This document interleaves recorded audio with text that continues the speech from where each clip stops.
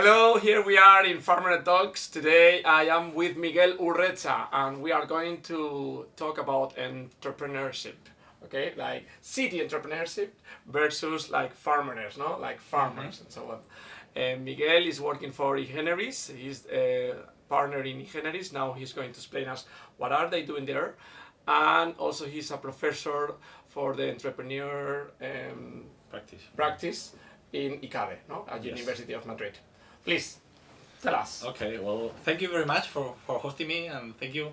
What a pleasure, and what an honor. Yes, so what do we do at Igeneris and who we are? In Igeneris, we basically have this insight, which is every company should be able to innovate, and they should care about innovation, like way more than they usually do. And we try to help them to make that innovation successful. Okay, and how we do it? We basically are focusing on doing one thing or two things, which is we help or we provide new ideas to large companies to say, guys, you are doing this great and you are being super successful here, but we are bringing this new idea. But there is always on a the but. other side, but on the You other are very side- cool, but No. Actually, on the entrepreneurial world, sometimes we kind of like mock a little bit about companies, and we Right. should better like take care of how companies are successful because they are successful for a reason. Okay, but it's like, okay, you have your whole market share, you cannot grow anymore here, or your market is not growing anymore, and due to all the rigidities that you have for being successful in this track, you cannot look to other things. And we try to bring new ideas in this like new scenario, and we are not just consulting and saying you should launch this, but we'll launch this for you. Okay, so we are like kind of entrepreneurs in residence, kind of, that we go there sometimes in the city, so citypreneurs. Sometimes actually we could go even beyond the M40 and do something like farmeneuring outside the city, you are even are you? yes, imagine. So what is the meaning of an entrepreneur? No, because one of the reasons for doing these Farmeneur Talks is that let's compare what similarities can we find in an entrepreneur from a city and an entrepreneur from a farm side, no, from a farmeneur. So what is the definition that you give to your students about what means Well, that's to be an entrepreneur? That's a tough question. Actually, there are like a lot of definitions, and it's always hard to say this is an entrepreneur, because usually right now, if you go to the press, it's always like code guys doing things that can scale and became unicorns or decacorns or whatever. But it's like way more broad. I don't know, maybe like a farmer can think of himself as an entrepreneur, or a pizza guy or whatever. But what I usually say is that, okay, here are a lot of definitions, but the thing which is, of course, like not accurate at all is like the main word. Okay, entrepreneur brings us to kind of like starting something. And I think like the successful entrepreneurs are not the ones starting something, but keeping doing something for like a lot of years. In Spain, on average, it's like between 15 to 17 years. Wow. So it's not starting something. So just the starting part is the short part of the entrepreneur. Exactly. And then there's like a long list of days, of great days with water, rainy days, cloudy days, whatever, where you keep building things until something is successful. The comparison is very easy. So a farmer is not the one that plant trees. The planting trees is just the beginning. Exactly. No, what you need to do is to cultivate those trees better and better year on year. Exactly. No? And knowing when you need to plant more or not, or take something out or whatever, but take control of your field. And at the end of the day, what I believe like people in the fields know is like they have the tools that they have. You know, like they have the. I mean, it in Spain usually rains what it rains. You will never become, you know, like in the savannas, but you will never become the Monsonian areas. Okay, so that's going to happen. Your type of soil is your type of soil. You can improve it or whatever. Yes, but it's kind of the type of soil. I don't know. Regenerative agriculture. Okay, then I will you say take that some away articles. from the talk. No, but I was going. I mean, the end point here is like you should be like really understanding on the terrain of what are the type of things that you can do, where your soil is going to accept or not. And the city is the same. It's like, can you? I mean, if you are super shy, you are going to need someone else by your side who's going to do the selling part.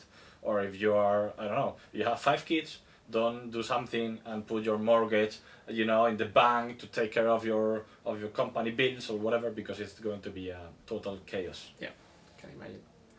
How much value should we give to the idea, just to the having the idea? Well, if you read like almost every management book or whatever, you will say that there's like a common sense or common sentence which is ideas are worth nothing, execution is everything. I kind of disagree. Okay, so it's like it's true that if you don't execute, there's nothing. But I also believe there are Something good ideas. from your personality, not like disagreement from the management book. Exactly. Yeah. This is why you are here. I'm one of those guys. And maybe that's why I'm still where I am. So ideas are better or worse, but then you need to execute. It's true. I mean, there are good ideas. But then it's like how many ideas do you have during the execution? For instance, I don't know, but I'm quite sure that if you go through your office and you ask people, they are having like every single day a lot of ideas. And maybe they are not going to be the one like, so we had the idea of creating blah blah blah, but are the ones which are going to bring you like market fit or an increase or diminishing the acquisition cost or whatever. And those things are the ones that at the end, like, if not, how boring would it be? Yeah, and developing this sense to detect, okay, this idea is going to work in the main idea or not. It's not going to work, no? So if I take that to the farmer's perspective, farmers usually spend a lot of time thinking, what should I cultivate? No? Or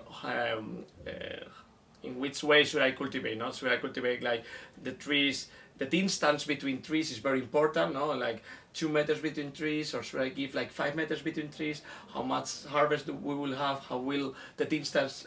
So what I always recommend, especially to the young farmers like me, like if you have like 70 years and you have been cultivating all the stuff, I mean, you can, what the idea that you have at the beginning probably is much more validated than the idea when you are like 30 years old and you start cultivating something. No? So don't be like, but try to have like a flexible idea. Okay, okay, start doing something, start doing it, and once you do something like put your eyes to work, okay, put your ears to work, speak to a lot of people, but by doing something. Yeah. Don't spend too much time in your idea. At the end of the day, it's kind of a compromise between like being resilient and focused on your ideas. Resilient. Because I mean, in a Farmeneur Talks, the word resilient should appear like 2-3 times. Okay. So, no, but in the end, it's kind of a compromise because you need to be like focused and you need to believe in your ideas, but also you need to be humble and to be able to, like to switch your direction towards something new that comes, and not just going like all around the place, because in the end of the day, what we try to do on our case is to kind of, it's not scientific, but in the end provide a little bit of a framework to say, if I'm going to test this, so this is like 1.5 meter separation between trees, I'm going to put it to test like 2 crops. And then I'll test the other 2 crops, and then we'll see, because if at the end of the day you go crazy and you change everything, you don't know which one is going to work. So you mentioned the word resilient, thank you for that. Okay, this video is now worth it to watch. So the patience, no? Patience is something that I see in farmers. Do you see patience in farmers, in entrepreneurs? Because I think every farmer don't come to be success in 1 year time, no? They see, okay, in 10 years, I will probably have like 1 really good harvest, and the rest will be, okay, 1 will be like a completely disaster, maybe 2 will be a completely disaster. So I always think in a long-term success, no? Well, so do I. The thing here is, like not only patience, but maybe what's different between the city and the farm is that in the farm, you are usually maybe you can keep for longer doing that thing, and you are going to, you will never, like you will always have food on the table to eat. Sometimes, this is the good thing about. That's the good thing. On the entrepreneur side, sometimes it's not the case. So sometimes it will be worthy to not waste that much money in the beginning to make it for more time. So I think, timing is key for sure. Like good ideas are good ideas, but under the correct circumstances. But also like timing the market is the way that you are finally going to be able to make it like with higher potential or more statistically probable that you will find a success or a chip of luck that will make it you like grow a lot. You know what I mean? Yeah. I think that's totally key. And sometimes if you waste everything in 6 months, sorry, but you were unable to do that. But if you keep it for 6 years, that's maybe you are going to have like enough luck to make it. Should we need to be obsessed about the word scalability by when you are building something, or like beautifulness? I mean, I know that are two different words, no, but I always see when especially in tech companies, like scalability, everything should be scalability, no? Well, first of all, sometimes scalability is a word that you use when you are not profitable. And yeah, so it's kind of like an escape game, you know, like I'm not profitable today, but my product is scalable for whatever reason, okay? So sometimes it's kind of a lie. Right. But even so, I think scalability should be only if you care about it. I mean, why? I mean, it's a game that you want, either you want to play it or not. Right. That should be it. You know, yeah. like if you want to go onto that direction, then you raise capital, then you waste more than you earn, and then you have this burn rate and whatever. Then you need like another round or whatever, and that's part of the game, and it's a beautiful game and it's a lot of fun. And then you have more capital, you can attract more talent or whatever. But maybe for some reason you are okay doing your job for 15 years and you want to be the owner and not someone telling you what to do or whatever. Yeah. So I think it's more on what do you want to do. But yes, like bootstrapping or scaling less but having fun is sometimes not that well considered, probably, or not kind of like a success key metric. Success manual of entrepreneur. Exactly. You don't read so many books of I've been having 3 restaurants for 20 years or whatever. And I have been happy for 20 years by just... I'm making enough money for me and my family, which is at the end of the day. There should be like more success story about, okay, I'm not a unicorn, but I mean, it's not because I don't want to be a unicorn, but being a unicorn is not the objective, no, it's not the final stage of the game. Exactly. And maybe actually, I don't know, but many people could check like some of the last unicorns and they see the industries and it's like, I don't want to work there because for some reason I don't care about logistics. Or because of what I like is like being on, I like the farmers, or I like the, I don't know, like the oranges or whatever, and that's okay. But maybe that's not part of the big industry where unicorns are being expected. Another thing that I like to compare about farmers and entrepreneurs, city entrepreneurs, because farmers I consider them citypreneurs, okay? We are called citypreneurs. Citypreneurs and farmeneurs, okay? Is there are some farmeneurs, entrepreneurs that likes to share their idea, and others that they don't want to share the idea. No, I keep it secret and I don't validate the idea. So and I see this in the cooperatives when you are going into a cooperative. There are some farmers that are open to teach you, and there are some farmers that just teach you like the basic things, but then they don't teach you everything. No, is this happening the same in the citypreneurs? Yes, in our city.